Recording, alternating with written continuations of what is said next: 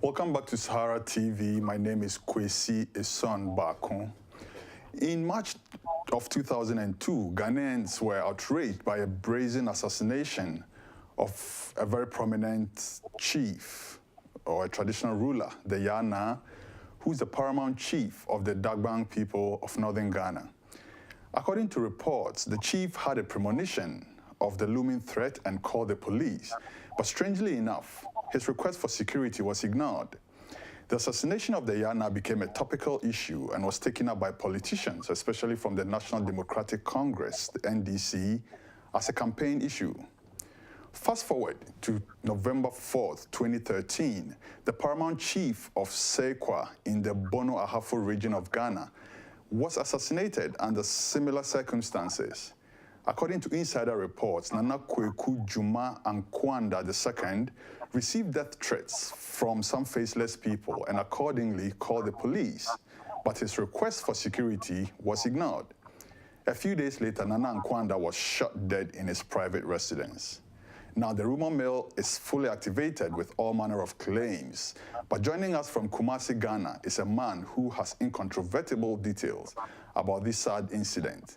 Ohemeng Tawiah is an investigative journalist with a reputed multimedia group and covered the story. He joins us now from Kumasi, Ghana. Welcome, Ohemeng Tawiah. Thank you, Kwesi. Thanks for your time with us. First of all, can I ask you to confirm the story? Can you confirm this story? Yes, I can. I can confirm this story that indeed Nana Kwaku Dwoma Ankoana II was gunned down this particular Monday whilst he was relaxing in his porch. Wow. So the police in the region have launched a manhunt for the suspect, and for suspected killers. Do they have any leads yet? No, not at all. For now, I will say, and I have personally disputed this particular claim by the police that they have launched a manhunt for the assailants, because for now, nobody, even within the police service, not even a single police officer can say that police have a clue that would help them to launch a manhunt for the assailants. So how would you launch a manhunt when, for instance, you don't have anybody in mind? Yes, but Ohemeng, that sounds very strange to me, because according to reports, he was shot in the chest at close range. Were there no people at all in the house who might have heard the shots and, got attracted at all? Nothing of the sort? Yes, let me give you background to this particular sad incident. On Monday, between 8 and 9 p.m. GMT, Nana Kwaku Dwoma Ankoana was in the hall with the wife.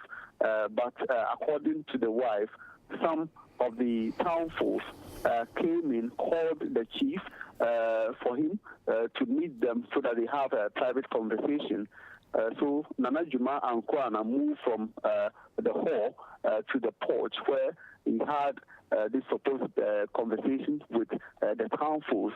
So once the wife was in the hall, or as we were watching television, then she heard gunshots, and in her attempt to rush to where the noise was coming from, she met the chief, who managed to open the door of the hall midstream. So that is where, for the first time, she saw the husband in the pool of blood.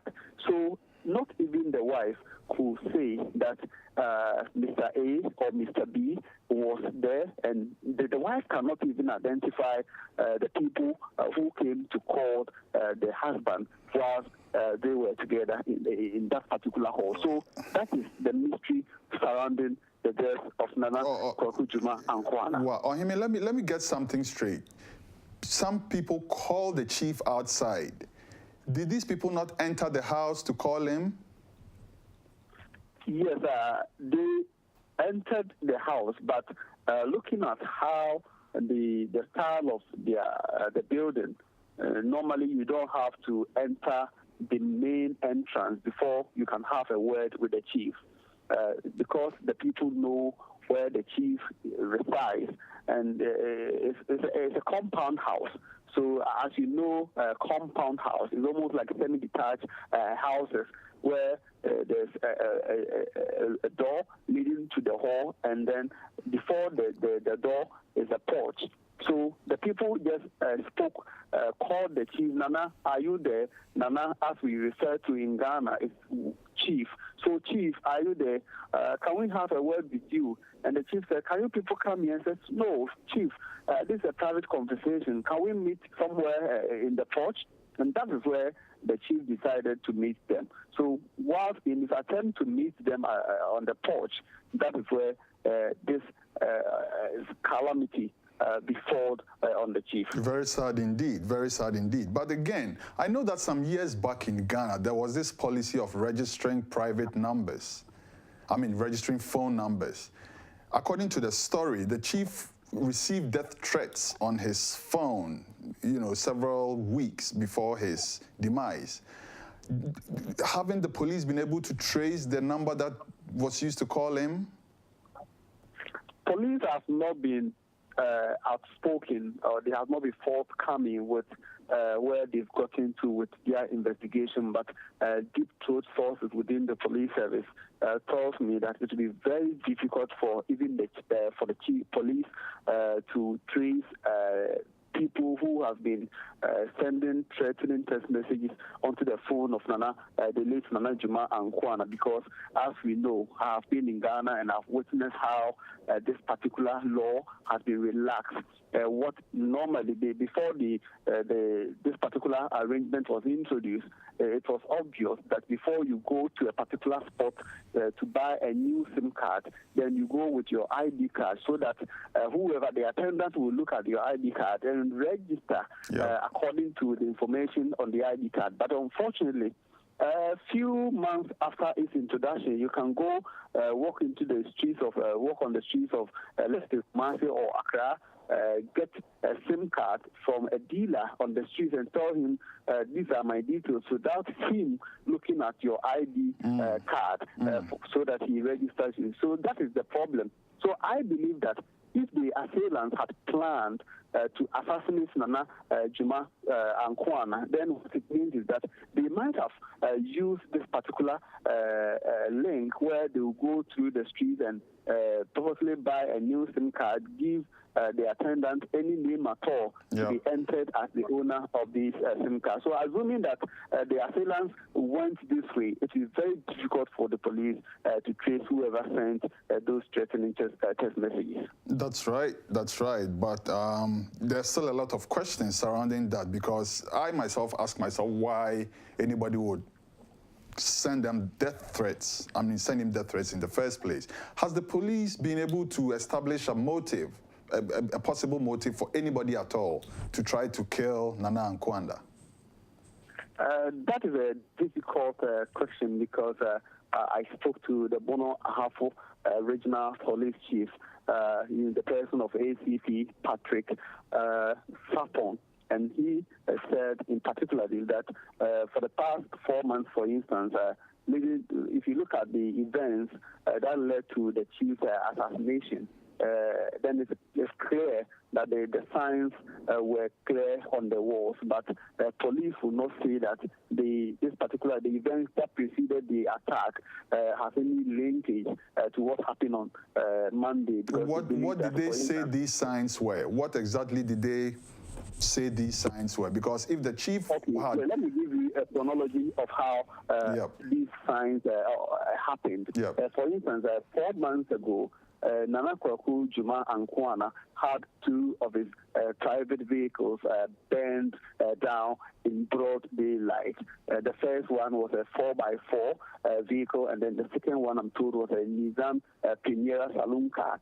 Those vehicles were parked in front of the chief's private residence, but between 5 and 6 p.m., all that they realized was that the vehicles were inflamed, and in the course of police investigation, some people were arrested. And after this particular incident, that is where he also began to receive some threatening text messages on his cell phone.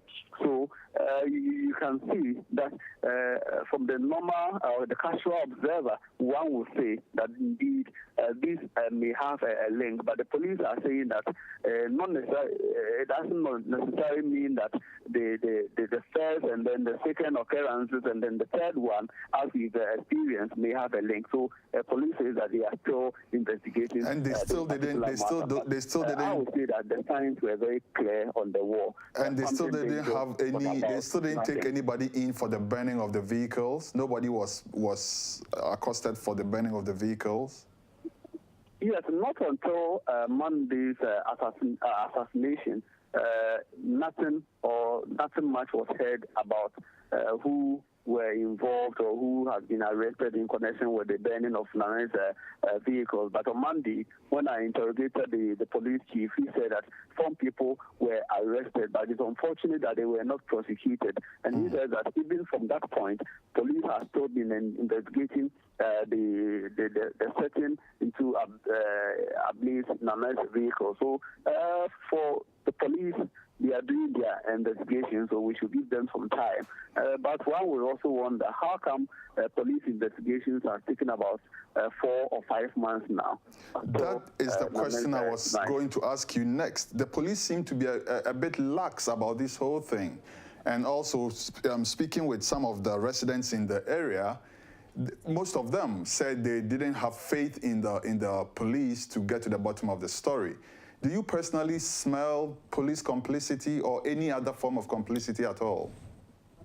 That will be a very difficult question for me to give you a very straightforward answer because for the residents, you can't begrudge them. This is where they have they have respect.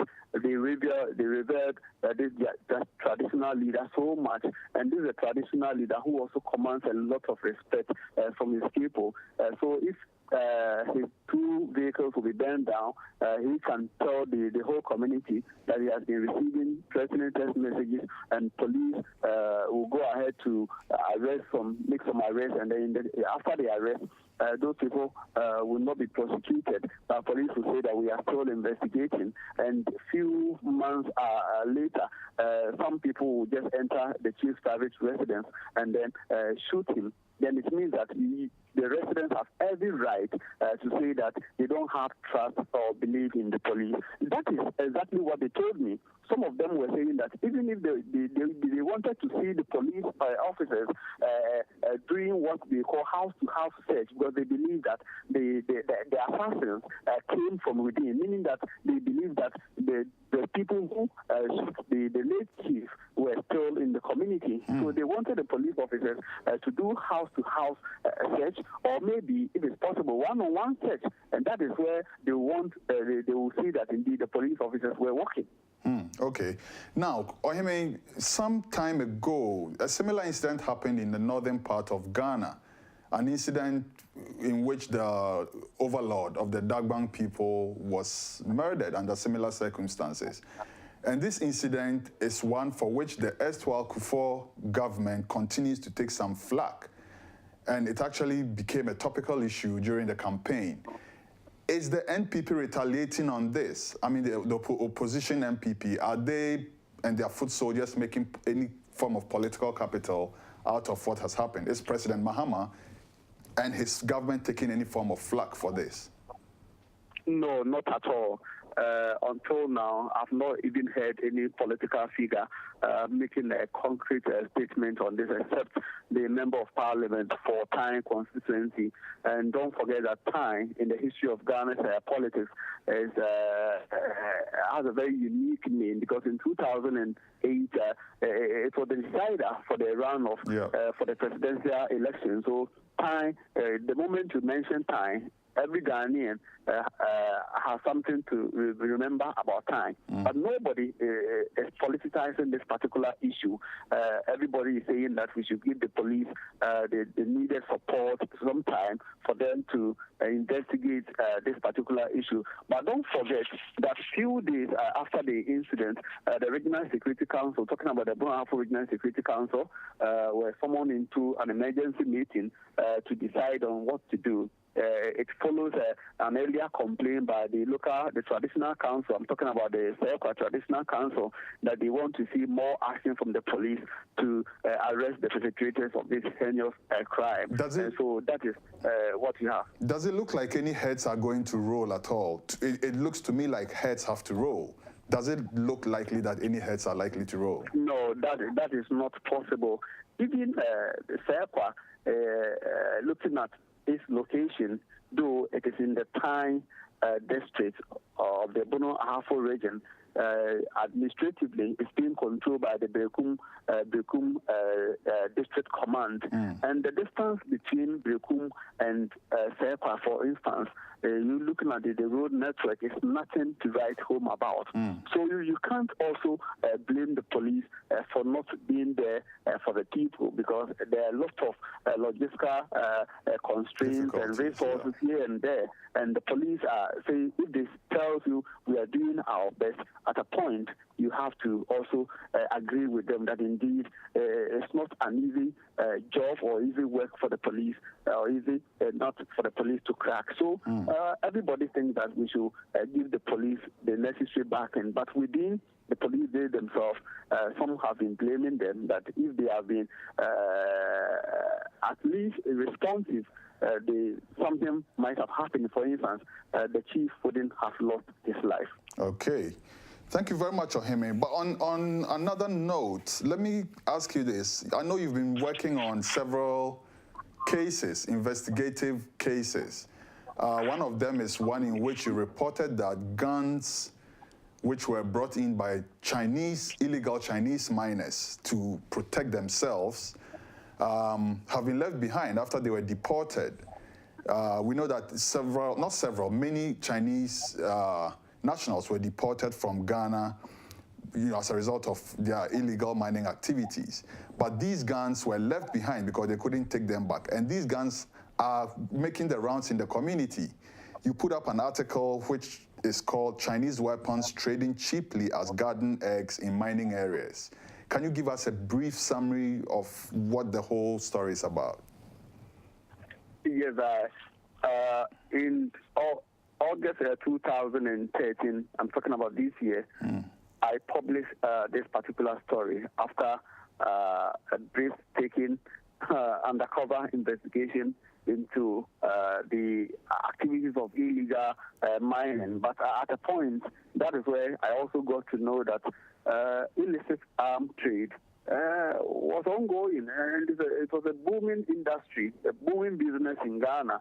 And don't also forget that in June 2013, the Ghana Immigration Service reported that 4,000 Chinese miners were deported. So if you're talking about 4,000, and almost all these Chinese had guns to protect their own, talking about their interests, their mining sales, mining concessions, their gold and all that, then it tells you how much or how many guns were left behind. Whilst Ghanaians were interested in deporting the Chinese, we didn't take cognizance of the fact that most of these Chinese also had guns. And I can tell you that pump action guns, revolver pistols, and most of these assault rifles, if I can put it that way, were being sold cheaply. But that wasn't the order of the day. But now, that was the order of the day between June and September before I published this particular story. So to me, as a journalist, it was no surprise to me to see that the late Paramount Chief of Nana Kwaku Dwoma Ankoana was shot with a weapon that looks like a pump action gun, because when you look at the marks on the wall where the late chief was shot, it tells you that the late chief was shot with a pump action gun. So I believe that the rifles or the guns in circulation should be blamed for all these attacks. Who though would you blame for trading these guns? Because I would have expected that the police would confiscate these guns from the people before deporting them. But someone has been able to penetrate their camp to get the guns and are selling them. In your rounds during the investigative journalism, were you able to trace who could have been responsible for trading these guns?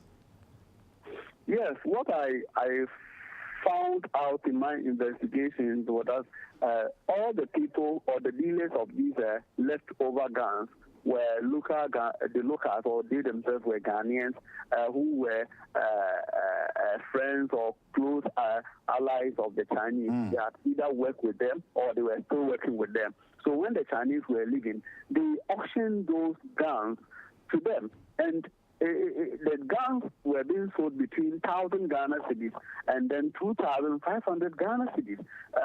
And it's something that triggers the mind of especially the security experts, because I spoke to some of the security experts and they said that Ghana, we are not safe. So they asked the police to be up and doing and then act fast. And before Nana Dwoma Ankoana was shot, 2 weeks earlier before he was shot, there were reports that police in the central region, in the Dunkwao area, I reported in my investigations that the gun sales were booming, had arrested 3 people, and they were in possession of shotguns, pump-action guns, and revolver pistols. Those guns that I mentioned in my report, these guys, when they were arrested, all the guns that were seized from them were part of the report that I published in August. So that is what the situation we've been left to face in Ghana here. So that is the situation, my brother.